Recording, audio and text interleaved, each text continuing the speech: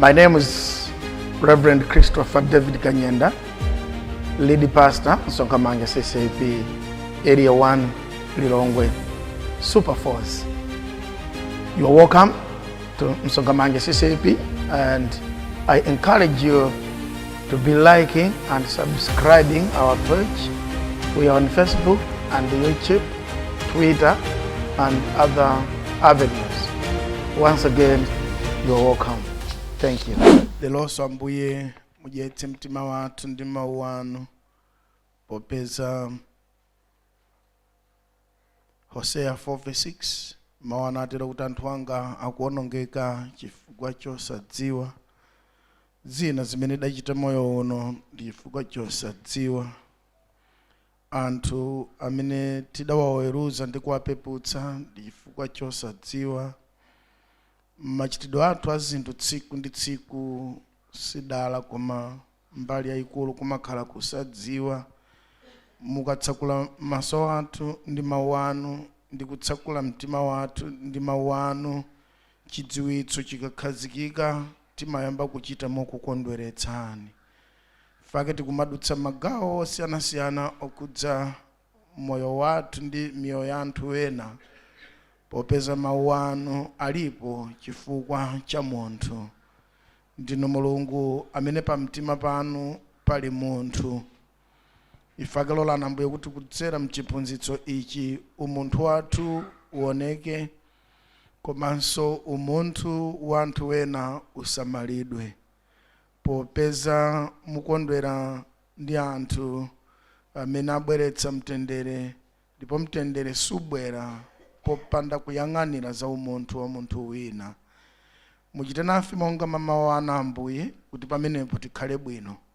Muzikondwera nafe, musamachite nafe manyazi chifukwa cha makhalidwe athu, ndipo koposa zonse dzina lanu libuke koseko chifukwa cha chidziwitso mupatsa ifechi mu dzina la Yesu. Amen.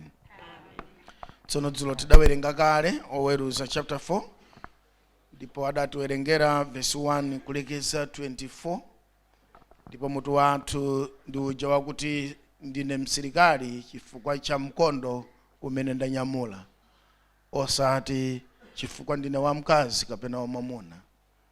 Ili ndi gawo lapaderadera limene lapatulidwa kuti liyengezere chidziwitso kwa tonsefe, popeza munjira ina kapena inzake anthu ena zinthu sizikuyendera bwino chifukwa choti ngwamkazi kapena ngwamwamuna.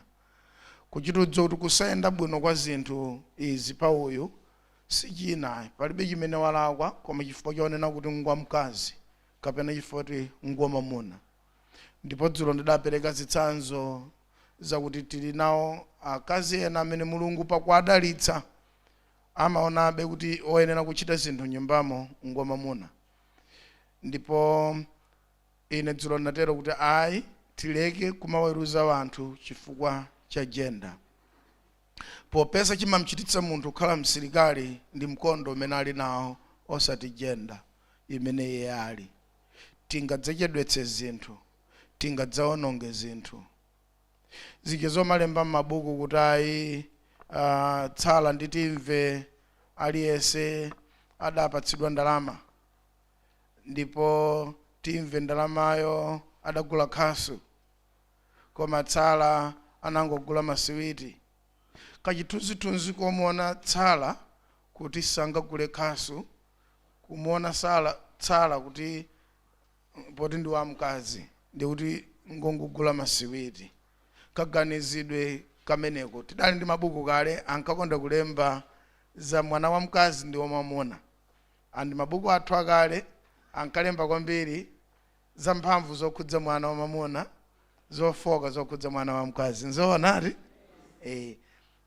ndi ukali wonse uja nkuti ife tisakhale chimodzimodzi ndi anthu amene amaganiza motero, chifukwa nkuteka mudzakhala ndi ana akazi okhaokha mungadzaona ngati ndi tsoka. Mpaka na abambo wena atu ukasuma kuchikazi kuti ayi chifukwa chani nyumba mwathumo mulatsikana okhaokha. Tsono ufunsa ndani zinthu za Mulungu izi? Kapena ufuna kutanthauza kuti kubereka ana akazi okhaokha ndi tsoka? mpaka nomaganiza mpaka nomafika pa mari I'm not safe, I only have girls. Hey, musamayankhule chotero. Zimaulula kuti anthu yawa adalibe busa, padalibe wajetsa, padalibe amene amawauza chilungamo chokhudza moyo. Munthu sunganene kuti I'm not safe chifukwa kuti ndidabereka ana akazi okhoka, ine ndifuna nzanga, mpaka nomatero kumamuza obereka ndifuna nzanga, ndifunanso mwana wamamuna kuti zochokera kwa Mulungu izi. Inu muzikangamira motero bwanji? Mutanthauza chiyani? Mutanthauzanji? Kodi simweso omwewu umenewu omaona ngati mwana wa mkazi palibe chimene angadzachite mmoyo mwanu? Nanga sizomwezo ndi zimene soto angakhaliratu Aheberi. Paja Aheberi ndi Mulungu ngosiyana makhalidwe awo. Paja Mulungu adalenga mwamuna ndi mkazi. Aheberi adabwera nkudzanena kuti kodi nzotheka mwamuna kuchotsa mkazi wake pa ukwati? Ndi pamene Yesu amati ananga mawu awa mwatenga kuti yone osaliso mwamuna ulembe kuti kodi nkotheka munthu kuchotsa mkazi? Ndi pamene Yesu amati mwachitenga kuti chiphunzitso ichi chomanena wina ndi munthu wina ndi mkazi. Mateyu 26:19 Yesu akuti ndikonzeka ye mawu yanuwa yonena kuti kodi nkotheka munthu kuchotsa mkazi pa ukwati? Ndi Yesu adanena msatero kunena kwake, popeza Mulungu analenga munthu mchifanizo chake na awalenga iwo mwamuna ndi mkazi. Ndiye kuti pamawu yonena kuti munthu ndiye kuti wina ndi mkazi mwaphonyetsa mwalakwitsa, sizidali chotero poyamba ayi. Chifukwa munthu wa mkazi ndi munthu, sikuti munthu kuchotsa mkazi ayi. Ndi Yesu adayamba kwakonza mawu aja nkunena kuti ayi, Mulungu analenga munthu mchifanizo chake ndipo adawalenga iwo mwamuna ndi mkazi.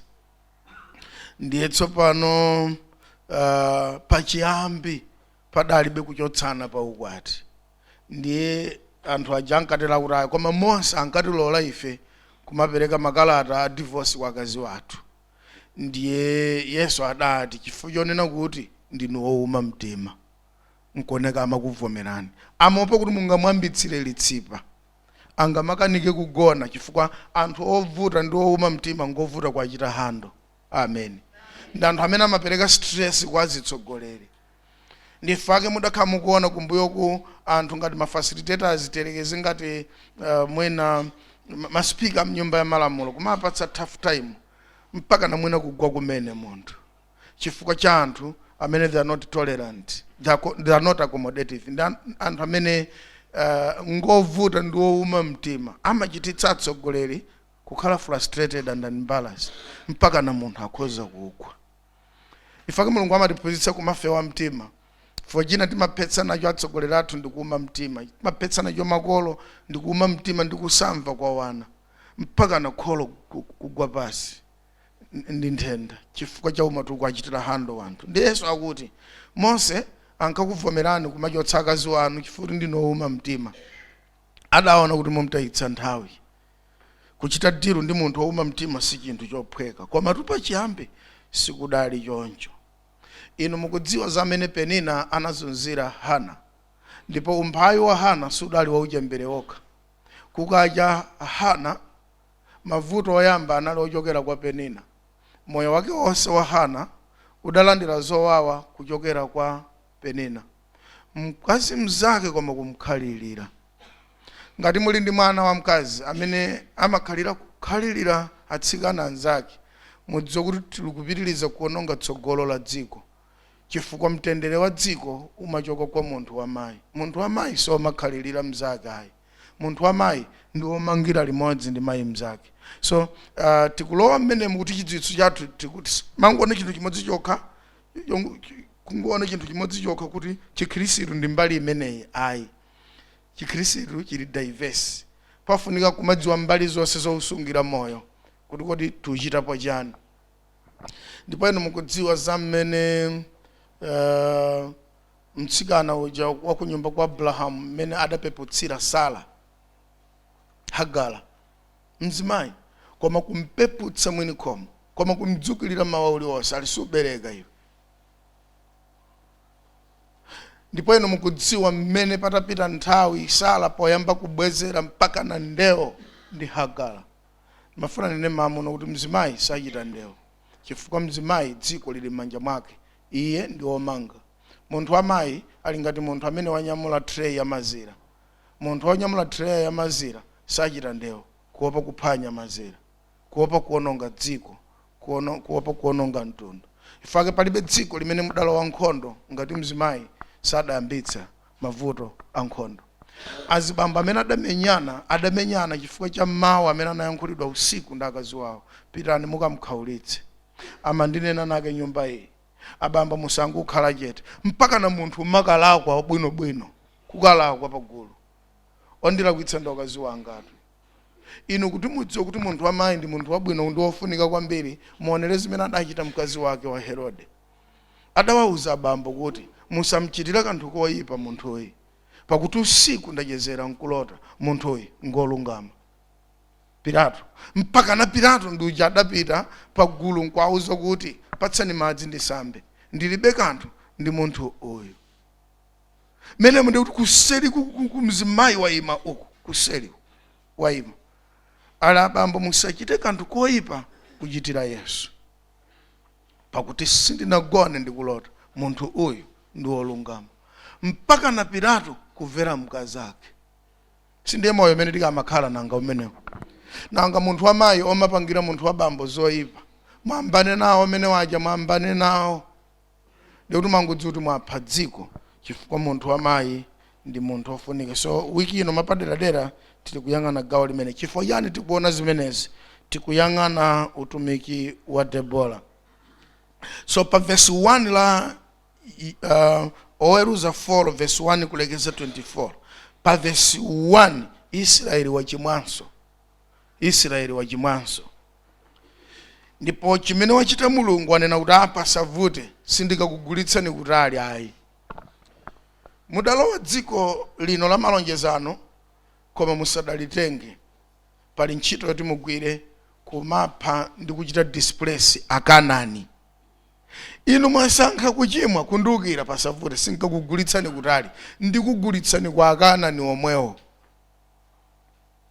Ngakhale kuti dzikoli ndidalonjeza kuti ndilanu ndipo mudzalilandira, koma popeza mwakana Yehova tili ndi anthu aja kabwino kakangowagwera nthawi yomweyo amatayira atu amene adawapatsa nalunjika pakanthuko. Ndiye Mulungu aonena kuti nzosavuta ife timatembenuza ziwangwani mosavuta. Ndifake when you are promoted, take time, pirilirani kukonda Mulungu. Mukapeza mwayi wa selection, musakanena kuti ndakhoza mayesomo ndapita ku university mu Mulungu ndibeneso ntchito panopa ndizichita deal ndi university basi. Ndine munthu wophunzira zedi mdziko muno zalelemo basi palibenso za Mulungu chifukwa ine zimene ndinkafuna. Mulungu amatembenuza zikwangwani mosavuta. Ndifake mukuona na ndalama musafike pochititsa anthu ena wonse kukhala wopusa ndi wopanda nzeru. Mumaganiza ngati chifukwa ndazipeza zimene ndinkafuna ncha koma sineyo ngwanzeru ndipo ndine olimbikira. Ndifake zirutheka. Mulungu amatembenuza zikwangwani. Pajama takuyotsa nzeru mutu mwa munthu. Adayotsa mutu mwa Nebukadinezara nzeru. Ataona kunyada pamene Nebukadinezara wafika. Pomafika paja pamanena kuti nkuti sokuli ulamuliro wamphamvu ngati wa Nebukadinezara. Popeza ndimakwanitsa ukatenga Aheberi ngati akapolo kudzayika mdziko mwanga. Katengeni zida za kutchalichi timweremo mowa muno. Anthu nkumati anebo. Kuti one morning kumwamba kudangoyimirira nukangochotsa disk mmoto mwa Nebukadinezara.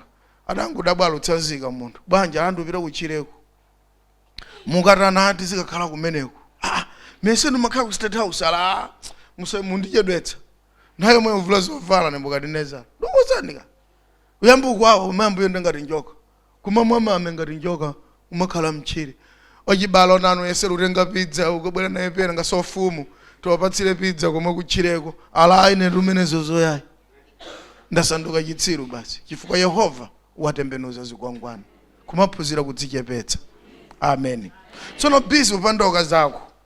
Busy upanda wakazi. Busy umwenamo wa ndalama zoyenera umagulira zakudya nyumba. Busy kuzunza wana. tsono kuti madalitso adzachokera kuti. So pali zinthu zina zimene anthu feti makhalamo osadziwa kuti mulungu akhoza kutembenuza zikongwani. Ngati dzanja lanu limakhala lamphamvu kupanda munthu chifukwa tsopano muli ndi ndalama, ndikuti mulungu amangokuyikani tsonga kuti muphunzire kudzichepetsa. Tisamadikire zotere kuti chitikira. So pa verse 1 Israeli wachima, pa verse 2 mulungu anene kuti pasavute ndana wagulitsa kwa Akanaani omwewo kuti awaperese bwino. Akanaani wasamavutike, umakachitutenga galeta uchituyenda naye upita uko ayi ndingokugulitsani within azikuti bulani mosavuta mama azidzuka bapasi wapanda fiwero ukokuti bulani. Ndi Akanaani adagwira ntchito pa Israeli mokwanira bwino, ndi kwazunza mmene akadathera. Ndi pamene and Bible uchitunena ndithu muchanawerenga moja kuti mpakana Yabini kuchitunena kuti ine ndili ndi magaleta amoto okwana 500 aliya. Magaleta amenewo amoto 500 ewo khawulitsira nawo ndi nyumba ya Yuda chifukwa iwo asankha kusamumvera mulungu. Aona ngati alandira kale alowa kale, zonse zachitika kale. Ndi pamene Israeli ataona kuti tidzapambana bwanji ngati amene akutizunza ndi omwewo ayenera kuti tiwachotse, chifukwa dziko lija adayenera kuti achotsemo anthu. Ndi pamene adalapa Israeli nalira pamaso pa mulungu. Pa verse 4 ndi 7 la Oweruza chapter 4 mulungu akumtuma Debola. Ndi aumuza Debola mulungu. Now Debola alikulandira uthengawo mu office ya prophet. Paja musaiwale Debola adali ni ntchito zinayi. Ntchito zitatu zoyambirira adali judge oweruza. Number 2 adali prophet. Number 3 adali mkazi wa munthu, a family woman. Ndipo mu office yake ngati mneneri mukubwera mawu kuchokera kwa mulungu kuti umuuze Balak chifoti ndi mchitira chifundo Israeli tsopano. Balak apite kwa Akanaani ndi kukalimbana ndi Yabini ndi Sisera kuti pamenepo tsono mupambane mugonjetse ine ndikuthandizani. Ndiye mu office mwake Debola ngati mneneri ali kumuuza Balak kuti ati Yehova mulungu wa makamu yakwana nthawi ya mamasulidwe a Israeli. Balak akuti Yabini wake uti ali sindingerekeze upita, sindingerekeze fumu ija ndi amphamvu, anthu aja ali ndi magaleta amoto okwana achitsulo okwana 500 akasinja, sindingachire chibwana ngati chimenecho, ndipo ine sindipita. Aponzi iweyo utsogolere nkhondo, ine nzibwera kumboyoko. Ameni. Kuuza mzimayi. Kuuza mzimayi.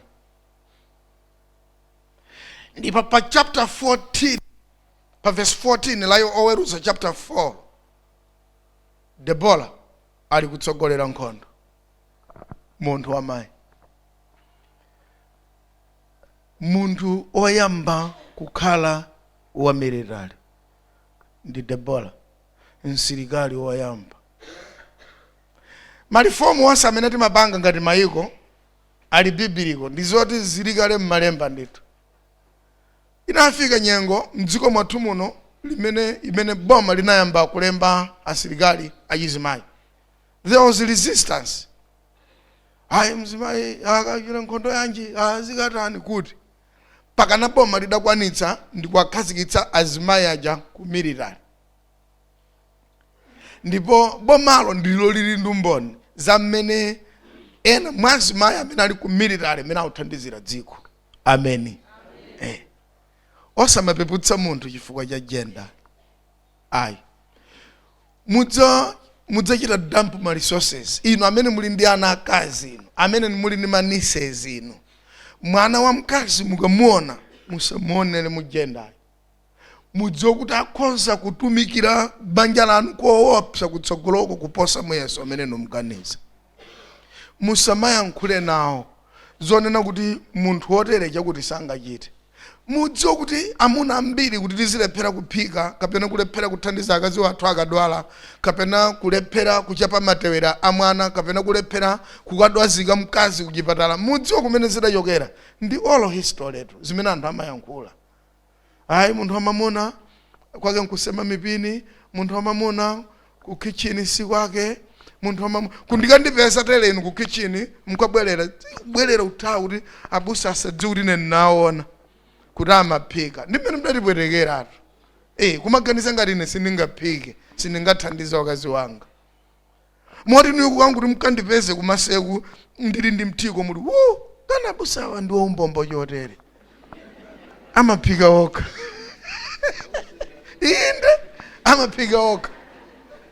Koma ndikuwuzani ntchito zimene mayi amagwira ndi zambiri, ntchito za uchembere. Ndipo kumuthokoza kwake munthu wa mayi ndi kumtengera mthiko kumpitira pa kitchen kunena amayi mudandiberekera wana musapsaso ndi moto ine ndiphika. Kuti Mulungu sangakudalitseni? Inu maganiza ngati madalitso amachokera, madalitso sanguchokera poti munthu pokhapokha kuti uje nalupemphera, komanso alukukhala moyo fa moyo utimenera kuchita kukhala ani tidaphetsa akazi ambiri chifukwa cha nkhanza.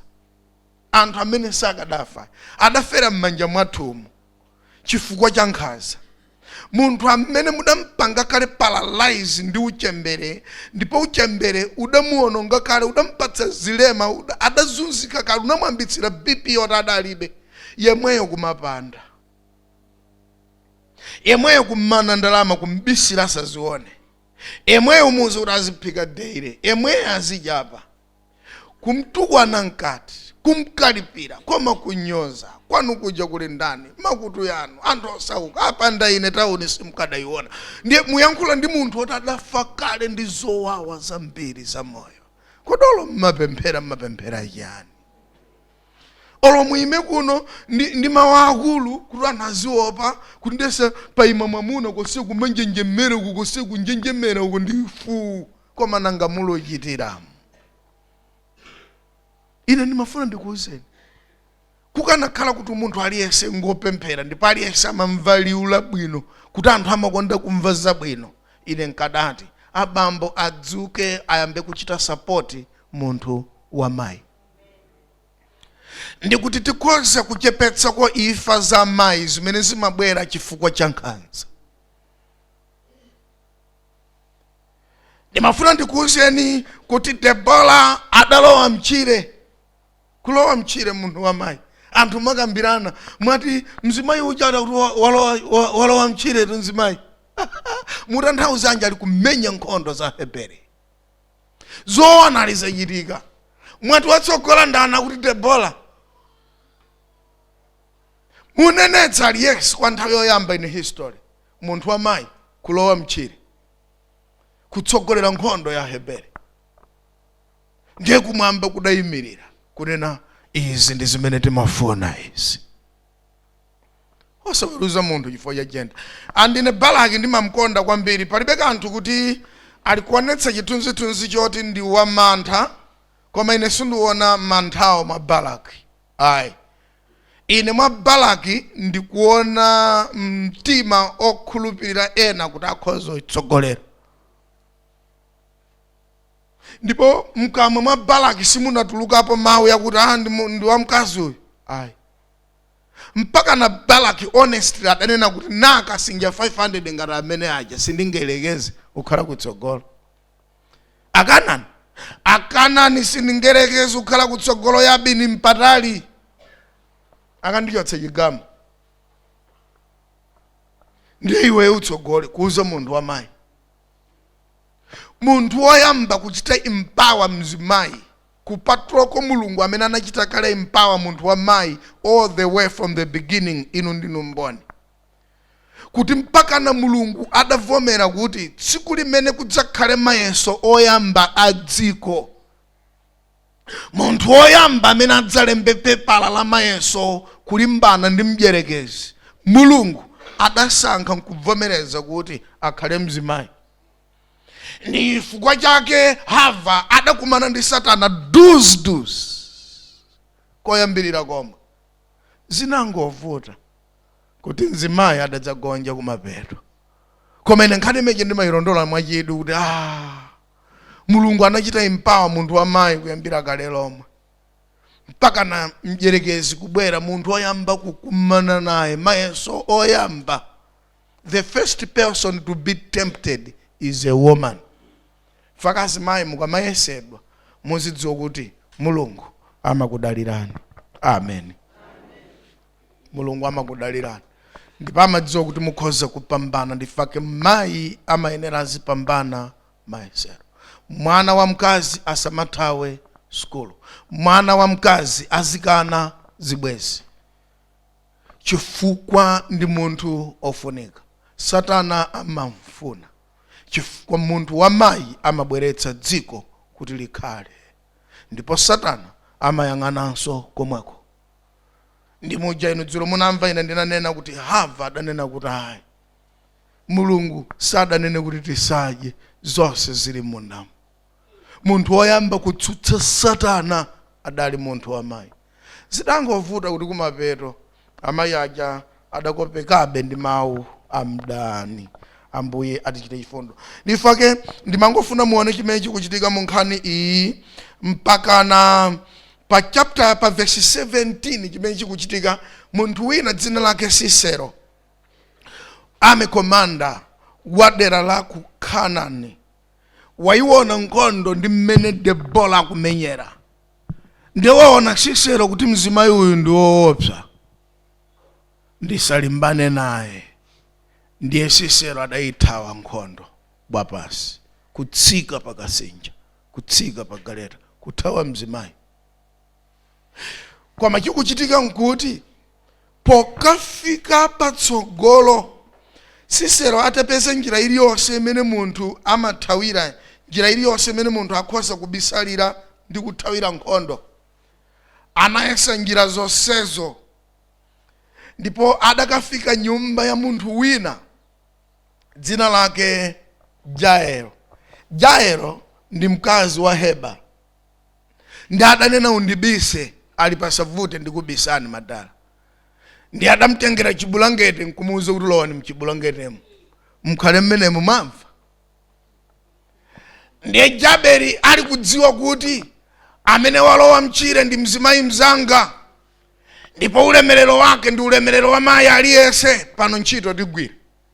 Palibe kumtenga Debora kumponya pasi chifukwa cha kulephera kumchita sapoti, chifukwa cha kaduka, chifukwa cha jerasi. Ndikapha Sisero Debora apambana, akapambana Debora ine sizundikudza. Jairo sadachita zimenezi. Adanena kuti nkhondo ili manja mwa azimayi yakachino. Alikhala mbulangetimu osadandaula menemu, kapena ulufuna mkaka ndikupatse umwe. Mzimayi anapita kuseri kukachikonza chisonga, ndikutenga chinyundo mmanja. Nubwera ndikuti ujene Sisero wagona ndi tulo chifukwa cha kuthamanga kuthawa, adatopa ifo adaenda bapasi. Atalowa mchire Debora. Koma kutsogolo kwa Debora kula akazi anzake amene anena kuti asisi ntchito mwechita kale, mwalowa mchire ngati wamkulu wa nkhondo, ulemerero udzalembedwa mpaka nakale. Koma ife tikuthandizana. Amen. Osati mzana alugulitsa singiro mu msika kwabwera kastomala, inu muli pa benchi yanu kastomala momwe mpaka numane kuti pamene ponwake kulibe soda ndisire mtengo, koma sonda amamwetenga anje ikuli ne chenji nchitenga kuti mumati mzanu yadzatukuka bwanji. Kodi kukhala kuotereku nkotani? Kodi sitimati mwachita bwino musachoka kastomala pa benchi ya mzanga. Singiro zimenezi ndi 500 wacha coffee. 5,000 mwatengayo ndiyenda mpaka na ndisinda. Mpaka na akamabwera mzanga adzapeze ndalama. Kodi sindiye ukhala uku? Chimene anachita Jairo ndikukatenga chichiri cha songa, chisonga ndikuyika mkutu mwa Sisero ali mbulangeti. Nukoma. Kukoma mpaka na kulowa mkhutu mutulukira kwina kuzika pasi mzimayi atalimbika atamanga salu in support of Deborah. Amen. Amayi wonse atatadzuka nalimbikitsa mayi mzawo pakanthu dziko silingakhale chimodzimodzi. Sindinene ulimbikitsana pa zinthu zoyipa ayi. Zilipo zambirimbiri zabwino zimene anthu amachita kunja kuno, koma amasowa nazo chilimbikitso. Amasowa nazo chilimbikitso. Tili ndi abambo ambiri amene amayesa kukonza khomo lawo, kuyesa kuchita kamene angathe malingana nkupereweredwa kwawo, koma adakwatira ndi mayi uja oti sanenako kuti zikomo ngakhale tsiku limodzi, kapena kwangochiona chabwino chimene wachita ayi kunyoza kokha. Kodalimbika bwanji munthu? Poti moyo uno umasowa wina akulimbikitse basi. Ndimene Mulungu adachitira design moyo. So mayi uyu ine ndimamutayira kamtengo chifukwa adapereka signal ku dziko lonse lapansi kuti you can support your fellow woman. I have supported Deborah. Amen. Hey. Ngati muli ndi ana akazi awiri, kenako kama thandiza m'bale wake izinthu mwangodzi kuti mupita kwa bwino. Ngati muli ndi atsikana awiri ndi amamenyana nyumba mwanu, bwera naone kuti pemphere nawo. Ndi vuto limenelo. Mwana wa mkazi sachita ndewo. Ayi. Chifukwa mwana wa mkazi ndi dziko. Amen. Ndimafuna mawu unopotsiriza ndikuonetsereni ubwino wakukhala chotere. Mangofanane kuti kodi mukudziwa kuti amayi ambiri alioneka ngati mmene mumaonera leromo, kumene mumaonako chifukwa cha zimene adamva. Akanachita zinthu. Ndikuti akadachita zinthu. Munthu wa mayi ndi munthu amene akhozochita timachita ifesi. Akhozochita zinthu kuchitira dziko, kuchitira mtundu wakwawo, kuchitira banja lanu inu nkugoma, kuchitira mpingo inu nkugoma. Pitani mukafunse anthu amene adachita congregational studies, especially muzaka za ma 2000, mmene mpingo ukuyendera pa nkhani ya leadership. Contribution imene women leaders ali nayo ku vested and ku session, you'll be amazed. Commitment. Pitani kuseri kumukaone sande kuti amene akumaona chita control ndalama za mpingo muno ndani mukapeza atumiki achizimayi sajomba chisawawa, ali ndi passion ya kuti mpingo ayendetse ndani ngati ife sitimapo. Amene amativuta kwambiri ndazibambo kujomba ku vested and hayokonza zinthu zokhudza chuma, koma these women ladies, they are always there in support of ministry. Si chifukwa choti ngakazi ayi, koma ndi chifukwa cha mkondo umene uli mdzanja lawo. Amen. Chifukwa pala amayi ena amafuna anthu aziwachitira chifundo chifukwa munthu wa mayi, musandisale popeza ndine munthu wa mayi. Munthu amene sufuna kuonekera kuti ukhozochita zinthu, kalikonse kukana, chilichonse kulandula, chilichonse kupepesa, chilichonse kukana kuchita. Deborah atanena Balaki kuti tsona mayi mutsogola ndinu ala, timangodikira kuti motoze ifeso tikhozo lowa mkhondo uchire. Koma ngati chilichonse amayi kwabwera wanthu abambo tikunena amayi kwabwera wanthu panjapa akufusa kuti akufuna tiwathandize kukaniza. Amayi kumudziku kuli munthu amatiti mthandize kukaniza. Ndiye muganiza kuti pamene anthu adzambu kudaliranipo mpoti. Poti chilichonse mwachita kwenu kukaniza basi. Kukaniza mathandizo kuchimuna, kukaniza mathandizo kuchalichi, osati tunonse koma ambiri ayi amachita zimenezo. Kukaniza za masika, kalikonse kamene achita munthu kukaniza kokha. Now, ndiye kuti amene adzakudalireni adzambire poti. Kudalirika kumachokera pakanthu. Tikatenge bwanji mwana wa masiye tizisunga nyumba yathu nja ing'ono. Tsopano nga ulemerero wanu udzachokera kuti. Amene ali ndi khutu amve chimene mzimu ali kunena. So zimatengera kuti ndili kudzichita expose bwanji kuti anthu ayambe kundidalira. Sikuti munthu azingomve kumumvera chisoni kuti upeza ngwa mkazi ayi, koma chifukwa cha mkondo umene uli m'manja mwake. Ndipo Mulungu ndi wokonzeka kumpatsa aliyense kuthekera kuti akhale ayambe kukhala wodalirika. Chifukwa mitundu ina ya anthu ilipo lero ija yakuti mkazi wa m'bale wawo, mtundu wathunthu kumakhala kumbuyo kwa mkazi wa m'bale wawo. M'bale wawo akabwera udzanene kuti akazi wanga uchirasi, akazi wanga ndiye mtundu uja umati basopa chimwene tabwerani tikulangizeni. Mayi amene uja ndi hero, siosera naye. Mayi amene uja ndi katundu. She deserves a respect kuntundu kwathu kuno. How are you treating her? Just imagine. Ndiye kuti mayi uyu adafika pakhala wodalirika. Si nthawi zonse kuti akuchimuna amadana nane. Nthawi zina ndi mmene ife timachitira treat akuchimuna. Ndiyankhula izi musapse mtima chifukwa inu muli ndi mwana wa mwamuna adzapita kokakwatira. Zidzakukhudzani. Popeza tili nawo akazi aja wamafika na munthu wa mwamuna kumkaniza kuti asamathandiza wa mayi wake. Tsono inuyo okudalirani adzambire poti. Kodi ngati mumafika polephera kumakaniza mathandizo yakuti mwamuna aya atengeko akapatseko jamali wake okalamba, mumakaniza. Ndiye mungalowe ntchire ngati Debora kukayimira Israeli yese. Ayi mudzafera nkhondo zanu zokha. Umboni umene muli nawo ndi wokhudza mwana wanu obereka nokha basi. Amene yekhayo ndi amene mmamkonda basi. Aliyense obwera kudzakhala nawo kumnenera zoyipa zokha kuti achotsedwe basi. Now, pokudalira nipo patsechokerepo. So magawo ngati amene wamwadziwa kuti inu adzakukhudzani chifukwa cha mwana wanu wa mwamuna. Akadzapita ukakwatira uko. Tili ndi anthu kufika na lelolo amene amapereka mathandizo kwa abambo wawo mobisa kubisira akazi wawo. Chifukwa akazi wawo ngosadalirika. Adalephera kuima okha pamuyeso oti ayambe kukhala wodalirika.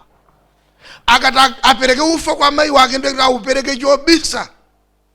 Kumathawitsa nyumba mwake momwe chifukwa akazi wanga sangavomere izi kuti ine ufa ndipatsa abambo wanga okalamba. Konanga kudalirika kudzachokera poti ngati tikhoza kukhala chotero. Mayi zathu koma kumudya miseche koma kulimbana naye mpaka na kumthamangitsitsa palendi. Konanga otidalirawo adzambire poti. So nkhani siyongone kuti munthu ingwa mkazi kapena ngwa mwamuna, koma nkhani njakuti muli chiyani m'manja mwake. Musayiwale Mulungu adati ndi Mose, mchiyani chili m'manja mwako ali ndodo aliyese. Ndi ulemerero wako umenewo. Ugwiritse ntchito ndodo imeneyi polotsa Israeli pa nyanja yofira. Amen.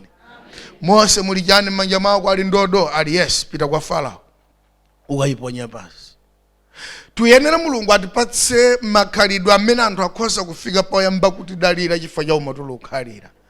Ndipo zinthu zonse zidzakhala bwino. Potsiriza tisana tuluke ndingokuwuzani za munthu wina amene dzina lake amati Junko Tabei